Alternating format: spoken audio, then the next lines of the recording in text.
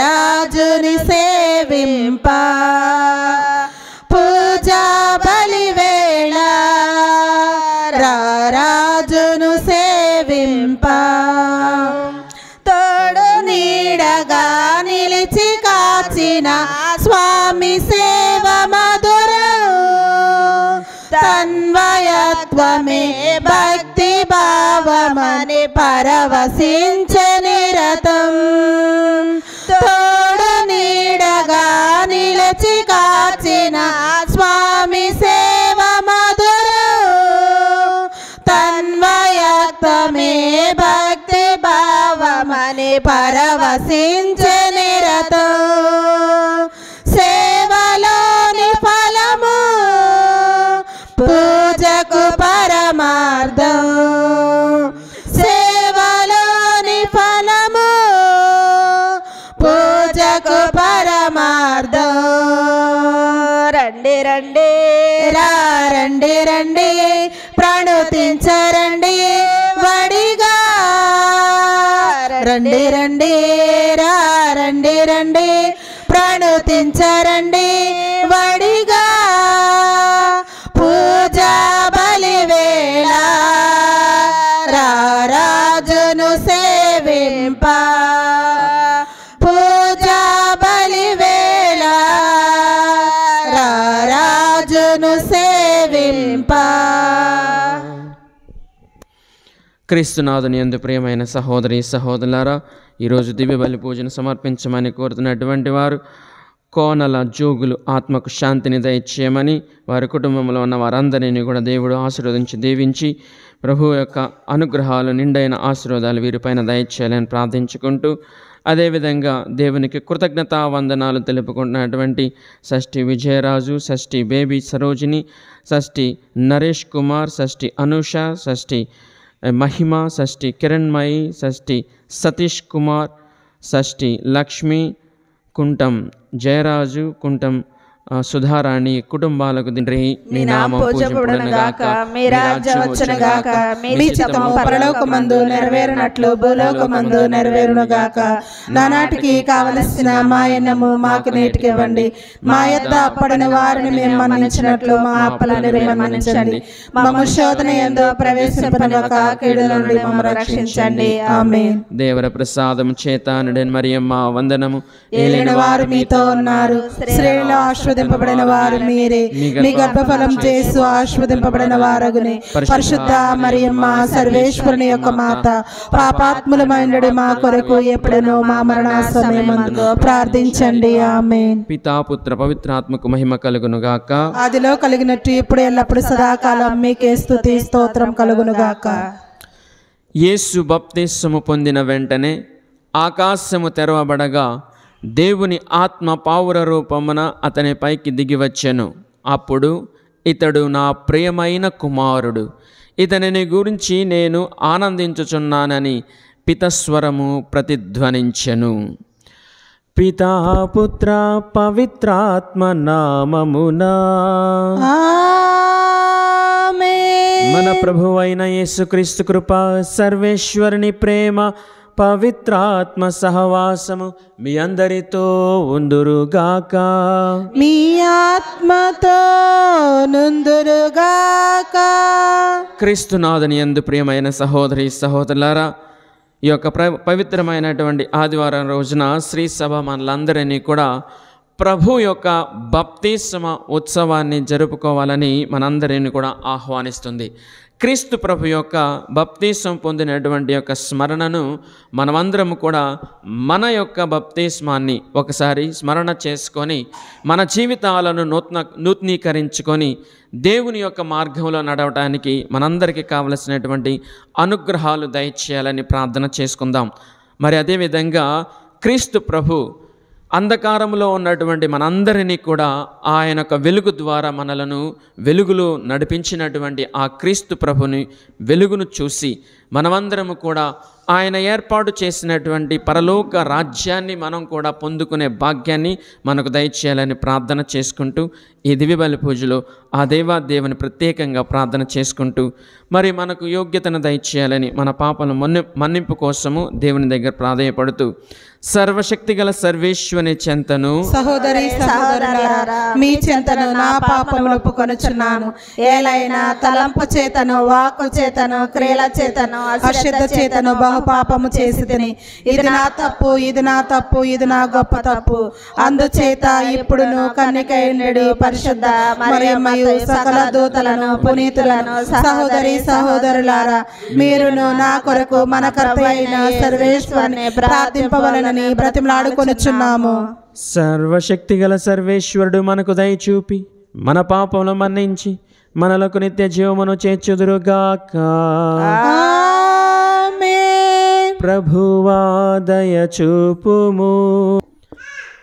ప్రార్థించుదము. సర్వశక్తిగల నిత్య సర్వేశ్వర, క్రీస్తు యోద్ధాను నదిలో బప్తిస్మము పొందిన సమయమున పవిత్రాత్మ అతనిపైకి దిగి వచ్చెను. అప్పుడు అతడే నీ ప్రియతమ కుమారుడని నీవు బాహాటముగా వెల్లడి చేసితివి.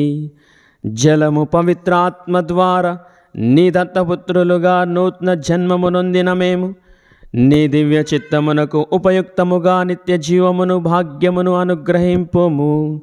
నీతోనూ పవిత్రాత్మతోనూ కలిసి యుగ యుగములు జీవించుచు పరిపాలించుచు మా ప్రభువైన క్రీస్తు ద్వారా ఈ మనవి చేయుచున్నాము. యెషయా గ్రంథము 40వ అధ్యాయము 1వ వచనం నుండి 5వ వచనం వరకు మరియు 9వ వచనం నుండి 11వ వచనం వరకు. మొదటి పఠనము యెషయా గ్రంథము 40వ అధ్యాయము 1వ వచనం నుండి 5వ వచనం వరకు మరియు 9వ వచనం నుండి 11వ వచనం వరకు. నా ప్రజలను ఓదార్పుడు ఓదార్పుడు అని మీ దేవుడు పలుకుచున్నాడు. యెరూషలేము పౌరులకు ధైర్యము చెప్పుడు. ఆ ప్రజలతో వారి బానిసత్వం ముగిసినదనియు వారి తప్పిదములను మన్నింపబడినవనియు వారు తమ పాపములకు రెండింతలుగా శిక్షను అనుభవించిరనియు తెలియజెప్పుడు. ఒక శబ్దమిట్లు పలికెను, ఎడారిలో ప్రభువునకు మార్గము సిద్ధము చేయుడు, మరుభూమిలో మన దేవునికి రాజపదమును తయారు చేయుడు. ప్రతి లోయను పూడ్చి ఎత్తు చేయుడు, ప్రతి పర్వతమును తిప్పలను నేలమట్టము చేయుడు. మిట్ట పల్లములను సమతలము కావలెను, కరకు తావులు నునుపు కావలెను. అప్పుడు ప్రభు తేజస్సు ప్రత్యక్షమగును, ప్రజలెల్లరూ ఆ తేజస్సును దర్శింతురు. ప్రభు పలికిన పలికిది. సియోను, నీవు ఉన్నత పర్వతమునెక్కి సువార్తను వినిపింపుము. యెరూషలేము, నీవు గొంతెత్తి అరువుము, శుభవార్తను వినిపింపుము. భయపడక ఎలుగెత్తి అరువుము. యూదా నగరముతో, ఇదిగో మీ దేవుడు విజయము చేయుచున్నాడు అని చెప్పుము. ఇదిగో ప్రభువైన యావే బలసంపన్నుడై పరిపాలనం చేయుటకు వచ్చుచున్నాడు. ఆయన తాను వసగు బహుమానమును తనతో కొనివచ్చుచున్నాడు. ఆయన చేయి ప్రతీకారం ఆయన ముందట నడుచుచున్నది. ఆయన కాపరి వలె తన మందను మేపును. గొర్రెపిల్లలను తన బాహువుతో కూర్చి రొమ్ము నానించుకొని మోసుకొని పోవును. పాలిచ్చు వాటిని ఆయన మెల్లగా అదిలించును. ఇది ప్రభువాక్కు.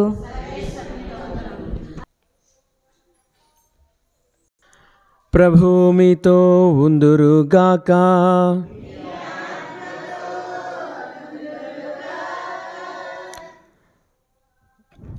పునీత లూకా గారు రాసిన సువిశేషంలోని భాగము అధ్యాయము 3 దివ్యవచనములు 15 నుంచి 16 మరియు 21, 22. లూకా శుభవార్త 3వ అధ్యాయము దివ్యవచనములు 15, 16 మరియు 21, 22.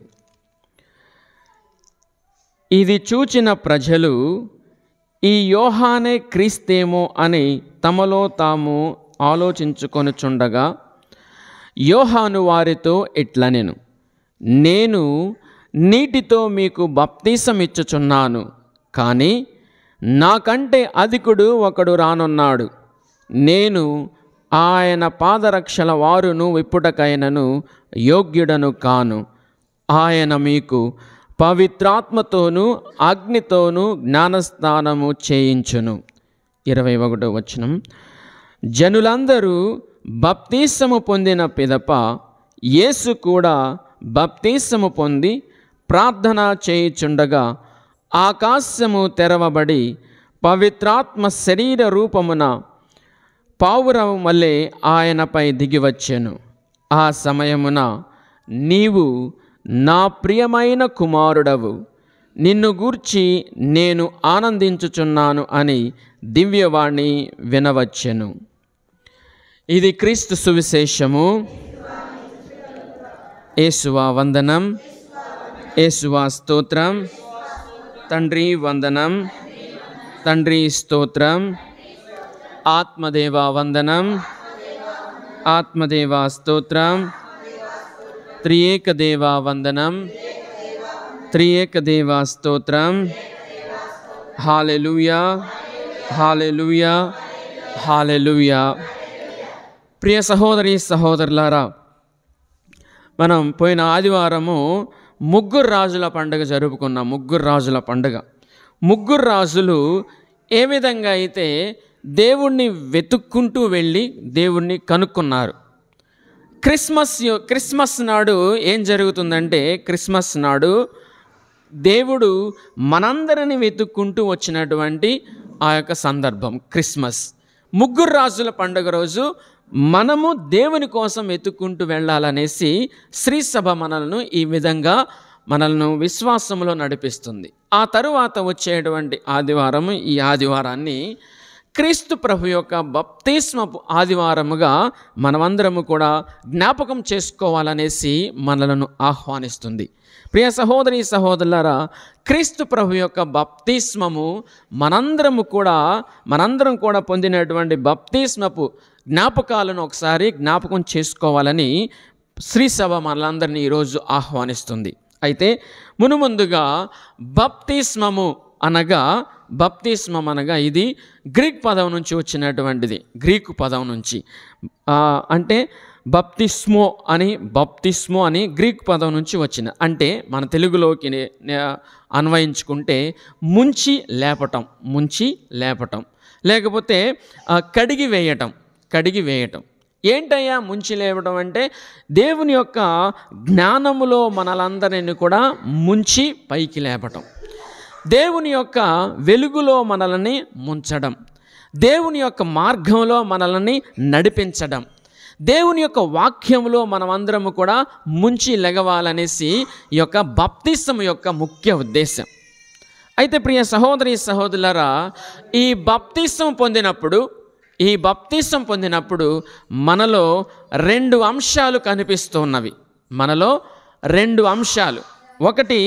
ఒకటి ఈ యొక్క బప్తిస్మము ద్వారా మన పాపాలు కడిగి వేయబడుతున్నాయి. రెండవది, మనమందరము కూడా దేవుని యొక్క కుమారులుగా ఎంచబడుతున్నాము. దేవుని యొక్క లేకపోతే కుమార్తెలుగా ఎంచబడుతున్నాము. బప్తిస్మములో ఈ రెండు ఇమిడి ఉన్నవి. Praise the Lord. Hallelujah, hallelujah. అయితే మనకు ఒక ప్రశ్న రావచ్చు. క్రీస్తు ప్రభు బప్తిస్మం పొందారు కదా, క్రీస్తు ప్రభు బప్తిస్మం పొందారని మనం ఇప్పుడు విన్నాం. అయితే ఈ బప్తిస్మంలో ఉన్నటువంటి రెండు అంశాలు, ఒకటి పాపాలను కడిగివేయడం, రెండవది దేవుని యొక్క కుమారులుగా ఎంచబడడం.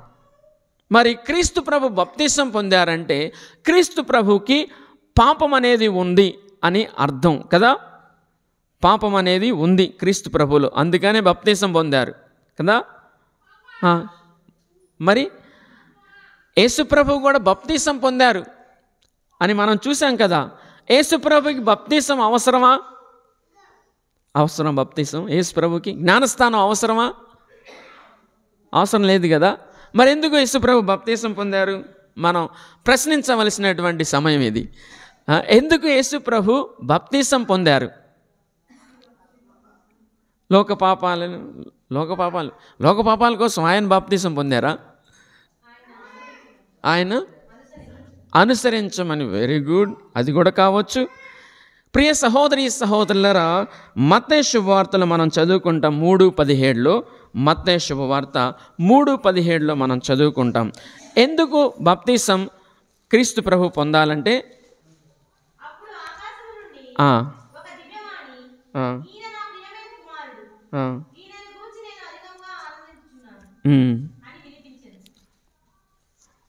3:17 కదా.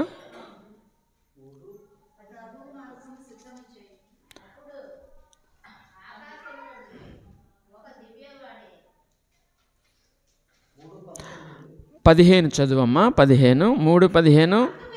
అందుకు యేసు, ఇప్పుడు ఇట్లే జరగనిమ్ము, దేవుని సంకల్పమును. Praise the lord.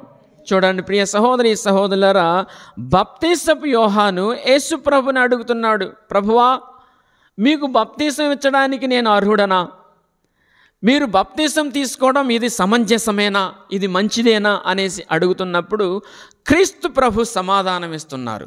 ఏమని సమాధానం ఇస్తున్నారు?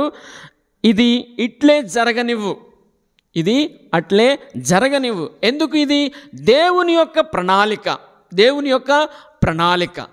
కాబట్టి దేవుని యొక్క ప్రణాళికలో ఇది ఉంది కాబట్టి ఇది జరగనివ్వండి అనేసి క్రీస్తు ప్రభు యోహానుకి చెప్తున్నారన్నమాట. కాబట్టి ఇక్కడ క్రీస్తు ప్రభు బాప్తిసం పొందుతున్నారంటే ఆయన నిజంగా పాపం తనలో ఉందని కాదు. ఇది దేవుని యొక్క సంకల్పం, దేవుని యొక్క సంకల్పం. అయితే ఈ బాప్తిసంలో రెండో అంశం నేను చెప్పాను, ఏంటిది? దేవుని యొక్క కుమారులుగా ఎంచబడుతున్నది అని. అయితే క్రీస్తు ప్రభుకి యొక్క రెండో అంశము చాలా ఎక్కువగా వర్తిస్తుంది అన్నమాట. మొట్టమొదటి వర్తించకపోయినా రెండవది వర్తిస్తుంది. ఏంటిది? దేవుని యొక్క కుమారులుగా ఎంచబడుతున్నది. అదే ఈనాడు మనం చదువుకున్నాం. ఇదిగో ఆకాశం నుండి పావుర రూపంలో దేవుని యొక్క వాణి ఈ విధంగా ఉంటుంది, ఇదిగో ఈయన నా ప్రియమైన కుమారుడు అని. ప్రైజ్ ద లార్డ్, హల్లెలూయా. చూడండి ప్రియ సహోదరి సహోదరులారా, బాప్తిసము ద్వారా దేవుడు మనలందరినీ కూడా తన యొక్క కుమార్తెగా కుమారునిగా ఎంచుకుంటున్నారు. బాప్తిసము ద్వారా మనకు ఒక నూతన జీవితాన్ని మనకు ప్రసాదిస్తున్నారు.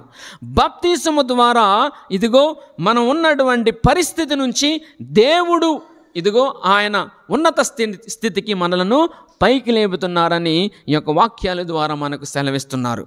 కనుక ప్రియ సహోదరి సహోదరులారా, ఇది క్రీస్తు ప్రభు యొక్క బాప్తిసం. అయితే మనం పొందుకునేటువంటి బాప్తిసము రెండు అంశాలు మనకి తప్పకుండా ఇవి వర్తిస్తాయి అన్నమాట. ఒకటి పాపము నుంచి విముక్తి పొందడం, రెండవది దేవుని యొక్క బిడ్డలుగా మనల్ని ఎంచబడటం.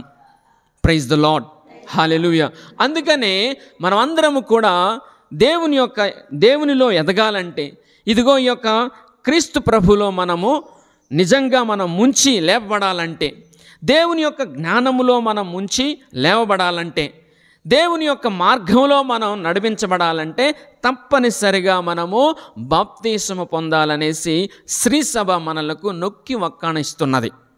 కాబట్టి ఈ యొక్క బాప్తిసము ద్వారా మనం అందరం కూడా పాపము నుంచి పైకి లేస్తున్నాము. మనకున్నటువంటి జన్మ పాపం నుండి మనలకు దేవుడు విడుదలనిస్తున్నాడు.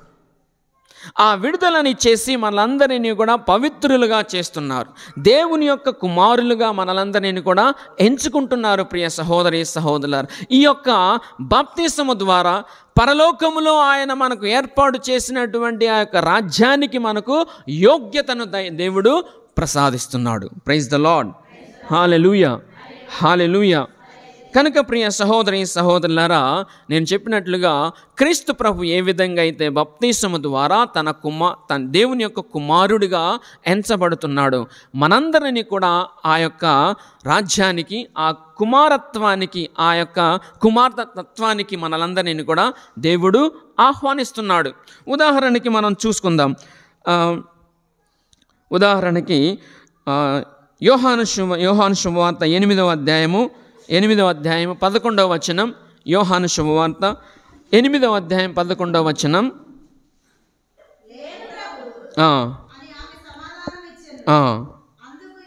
అందుకు యేసు, నేను నీకు శిక్ష విధింపను, వెళ్ళుము, ఇక పాపము చేయకము. Praise the Lord. హల్లెలూయా. ప్రియ సహోదరి సహోదరులారా, మనం చదువుకున్నటువంటి యొక్క వాక్యము వ్యభిచారములో పట్టుబడినటువంటి స్త్రీ యొక్క వృత్తాంతం. ఈమె పాప జీవితంలో జీవిస్తున్నది, పాపంలో మునిగిపోయి ఉన్నది, అంధకారంలో మునిగిపోయి ఉన్నది. ఇదిగో లోక ఆశలతో ఈమె మునిగిపోయి ఉన్నటువంటి ఈమెను క్రీస్తు ప్రభు తన దగ్గరకు వచ్చినప్పుడు, అమ్మా ఇదిగో నేను నిన్ను శిక్షించను, నీ యొక్క పాపాలన్నిటిని కూడా క్షమించబడ్డాయి, ఇక నువ్వు కూడా దేవుని యొక్క కుమార్తెవు. Praise the Lord. హల్లెలూయా. ఇక పాపంలో నువ్వు పడకు, పాపం అంతా కూడా నీ నుంచి కడిగివేయబడి ఉన్నది. కాబట్టి దేవుని యొక్క పుత్రికవు నువ్వు, దేవుని యొక్క కుమార్తెవు నువ్వు. కాబట్టి దేవుని యొక్క ఆశీర్వాదం నీ పైన ఉన్నది, కాబట్టి దేవుని జ్ఞానాన్ని పొందావు, కాబట్టి నీవు కూడా దేవుని యొక్క కుమార్తె అనేసి క్రీస్తు ప్రభు తన మాటల ద్వారా ఇక పాపం చేయమాకు, వెళ్ళు, నీతిగా జీవించు, వెలుగు బిడ్డగా జీవించు, దేవుని యొక్క కుమార్తెగా జీవించు అని దేవుడు ఆమెకు ఆశీర్వాదం ఇస్తున్నారు. Praise the Lord. హల్లెలూయా. అదేవిధంగా ప్రియ సహోదరి సహోదరులారా, యోహాను శుభవార్తలో మనం చదువుకుంటున్నాం. 3వ అధ్యాయము 3వ వచనం. 3వ అధ్యాయం 3వ వచనం. యేసు అందుకు అతనితో, మనుష్యుడు నూతనంగా జన్మించిననే తప్ప దేవుని రాజ్యమున చూడజాలడు అని నేను నీతో నిశ్చయముగా చెప్పుచున్నానని క్రీస్తు ప్రభు ఎవరితో చెప్తున్నారు ఈ మాటలు?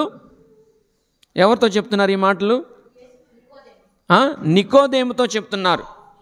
నికోదేము, దైవరాజ్యాన్ని నువ్వు పొందాలంటే, దేవుని యొక్క కుమారుడిగా నువ్వు ఎంచబడాలి అంటే ఏం చేయాలంటున్నారు? ఏం చేయాలంటున్నారు? నూతనంగా జన్మించాలంటున్నాడు. నూతనంగా ఏ విధంగా మనం జన్మిస్తాం?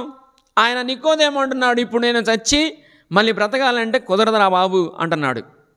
కానీ క్రీస్తు ప్రభు అనేది ఏంటి? బాప్తీసము గురించి మనతో మాట్లాడుతున్నారు. బాప్తీసము ద్వారా మనము నూతనంగా జీవిస్తున్నాం. పాత జీవితాన్ని కూడా త్రెంచుకొని నూతనత్వానికి దేవుడు మనలను నాంది పలుకుతున్నాడు. Praise the Lord. హల్లెలూయా. అదే ధోరణిలో నేను మీ అందరికీ చెప్పాను, ఇదిగో వ్యభిచారంలో పడినటువంటి స్త్రీ తన పాత జీవితం నుంచి ఇదిగో క్రొత్త జీవితాన్ని ఆమెకు దేవుడు ప్రసాదిస్తున్నాడు. కాబట్టి బాప్తిసం యొక్క ముఖ్య ఉద్దేశం ఏంటంటే పాపం నుంచి మనలను పైకి లేపి దేవుని యొక్క కుమారులుగా ఎంచబడుతున్నది, దేవుని యొక్క పుత్రులుగా దేవుడు మనలను ఆశీర్వదిస్తున్నారు. అదేవిధంగా లూకా శుభవార్త 15వ అధ్యాయము 18-19 మనం చదువుకోవచ్చు. తప్పిపోయిన కుమారుడు యొక్క మాటలను మనం ఒకసారి జ్ఞాపకం చేసుకుందాం. నా తండ్రి వద్దకు వెళ్ళి, తండ్రి, నేను పరలోకమునకును నీకును ద్రోహము చేసి తిని, ఇప్పుడు నేను నీ కుమారునని అనిపించుకొనుటకు నీ పనివారంలో ఒకనిగా పెట్టుకొని చెప్పేదను. Praise the Lord. హల్లెలూయా.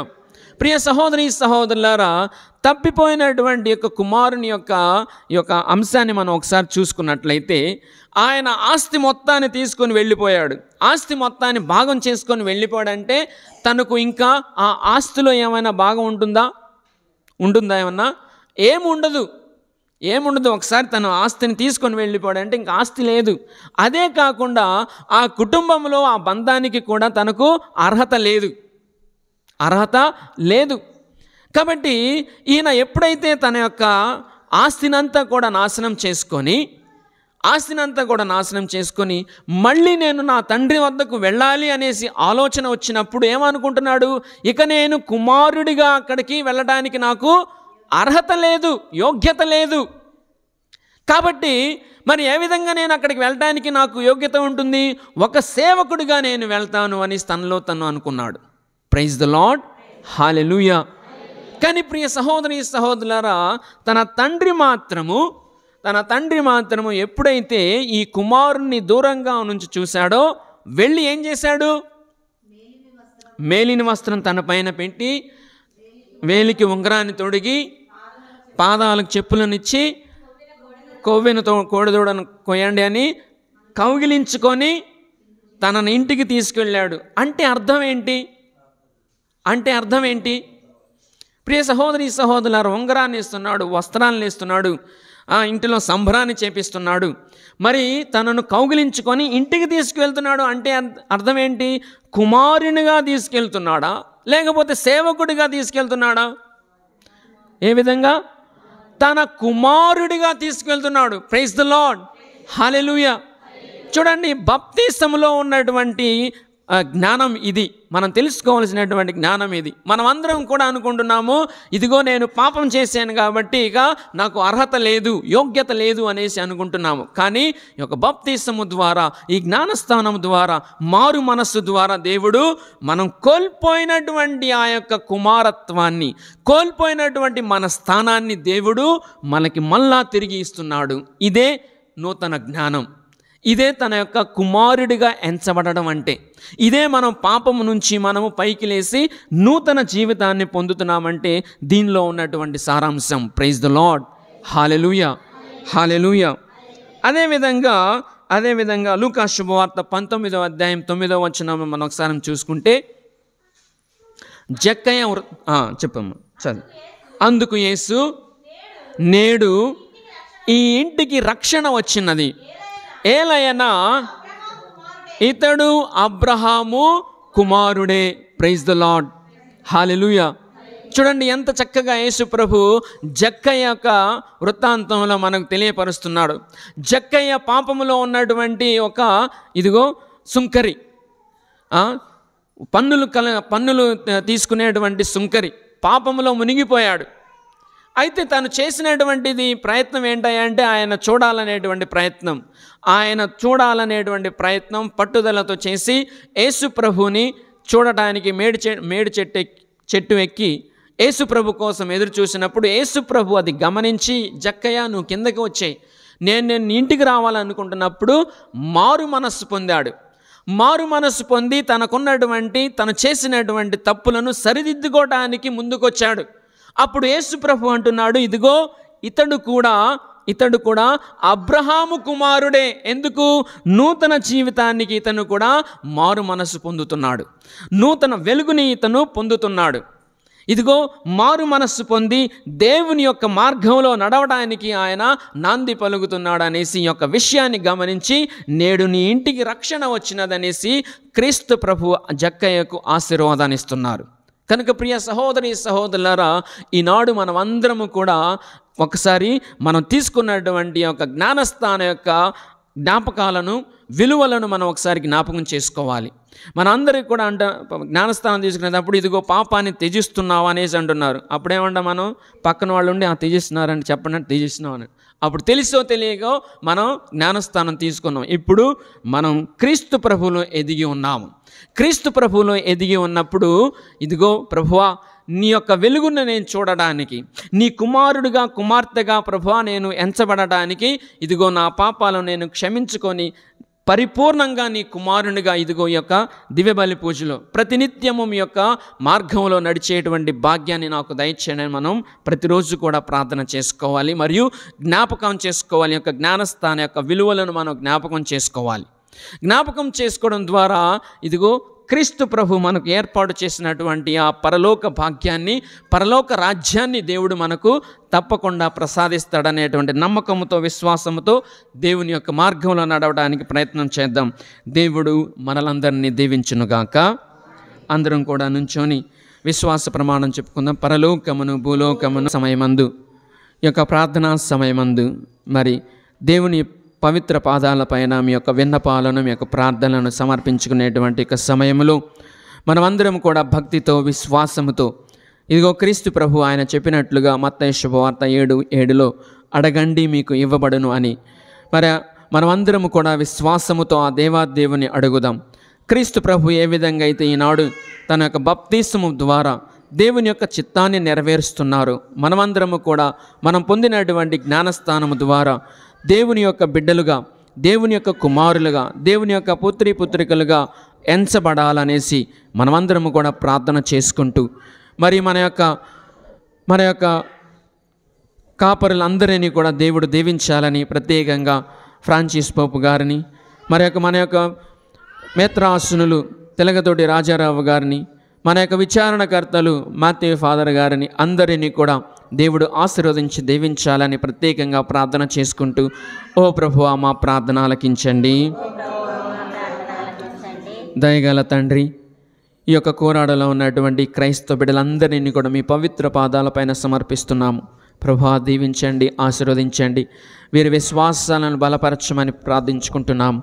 ప్రభువా ఇదిగో నాయన, మరి గడిచిపోయిన కాలం అంతా కూడా నేను మీ యొక్క కాపుదలలో ప్రభువా మీ యొక్క అడుగు జాడలలో ప్రభువా నడిపించిన మీకు వేలాది వందనాలు స్తుతులు అర్పించుకుంటూ, ప్రభువా మరి రాబోతున్నటువంటి వారంలో ప్రభువా నేను మీ యొక్క కాపుదలను దయచేయమని, మీ పవిత్రాత్మతో అభిషేకించి ప్రభువా నేను ఇది మంచి ఇది చెడు అని తెలుసుకునే భాగ్యాన్ని ప్రభువా ప్రతి ఒక్కరికి కూడా దయచేయమని అడిగి వేడుకుంటూ, అనారోగ్యులకు స్వస్థత వరాన్ని దయచేయమని ప్రభా, చిన్నారి బిడ్డలకు జ్ఞానమును తెలివిని దయచేయమని ప్రభా, ఇదిగోనైనా మరి కాయ కష్టం చేసుకొని బ్రతుకున్న ప్రతి ఒక్కరిని కూడా ప్రభా ఆశీర్వదించి వారికి ప్రతిఫలాలను దయచేయమని, పాడి పంటలతో ఉన్నటువంటి వారికి ప్రభా 30ంతలుగా 60ంతలుగా 100ంతలుగా ఫలించేటువంటి బిడ్డలుగా ఆశీర్వదించమని, చదువుతున్నటువంటి బిడ్డలకు ప్రభా మీ యొక్క జ్ఞానమును దయచేయమని, ప్రభా ఉద్యోగం చేస్తున్నటువంటి ప్రభా బిడ్డలకు ప్రభా మీ యొక్క కాపుదలను మీ పవిత్రాత్మ అభిషేకాన్ని దయచేసి నడిపించి కాచి కాపాడమని, ప్రభా మరి ఉద్యోగం లేకున్నటువంటి వారికి ప్రభా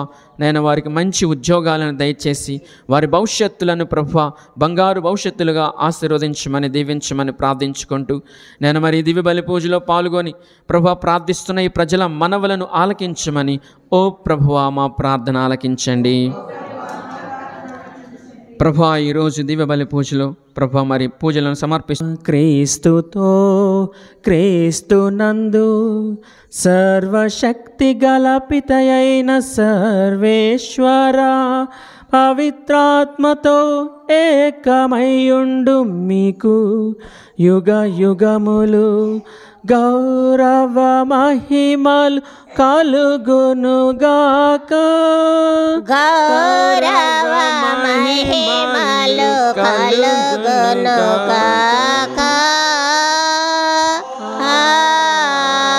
ఆమేన్ ఆమేన్.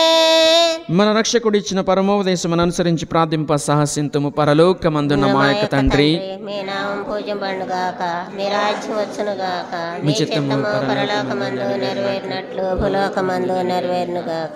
నానాటికి కావలసిన మా అన్నము మాకు నేటికి అనుగ్రహించండి, ఉన్నవారిని మేము మన్నించినట్లు మా అప్పులను మీరు మన్నించండి, శోధన యందు ప్రవేశింపని ఒక కీడుల నుండి మమ్మల్ని రక్షించండి. ఆమేన్. ప్రభువా ఇదిగో సర్వేశ్వరుని గొర్రెపిల్ల, ఇదిగో లోక పాపలను పరిహరించు ప్రభు, ఇదిగో క్రీస్తు ప్రభు మనలందరినీ కూడా ఆయన యొక్క రాజ్యములో ఆహ్వానిస్తున్నారు. మనందరినీ కూడా తన యొక్క రక్తముతో యోగ్యులను చేసి ఉన్నారు. గొర్రెపిల్లను విందుకు పిలువడిన వారు ధన్యులు. ప్రభువా మీరు నా ఇంట ప్రవేశించుటకు నేను పాత్రలను కాను, ఒక మాట పలికిన ఆత్మ స్వస్థత పొందుదును. క్రీస్తు శరీర రక్తములు మనకు నిత్య జీవమును దయచేయునుగాక. ఆమేన్. ఇప్పుడు నేను అతనిని చూచి తిని అతడే దేవుని కుమారుడని నేను సాక్ష్యమిచ్చుచున్నాను అని యోహాను చెప్పినది ఇతనిని గురించి. ప్రార్థించుదము. ఓ ప్రభువా, ఈ దివ్య బలిలో నీ వరములను పొంది సంతసించుచున్న మేము దీనతతో నీ కనికరము కొరకు ప్రార్థించుచున్నాము. నీ ఏకైక కుమారుని సందేశమును శ్రద్ధతో విని నీ నిజమైన కుమారునిగా రూపొందుటకు నీ కృపను మాకు ప్రసాదింపుము. మా ప్రభువైన క్రీస్తు ద్వారా ఈ మనవి చేయుచున్నాము. ప్రభువు మీతో ఉందురుగాక. సర్వశక్తిగల సర్వేశ్వరుడు పితా పుత్ర పవిత్రాత్మ మిమ్ము ఆశీర్వదించి మిమ్ము దీవించి కాచి కాపాడునుగాక. పూజ సమాప్తమైనది. సమాధానంతో వెళ్ళి క్రీస్తు ప్రేమలో జీవించండి.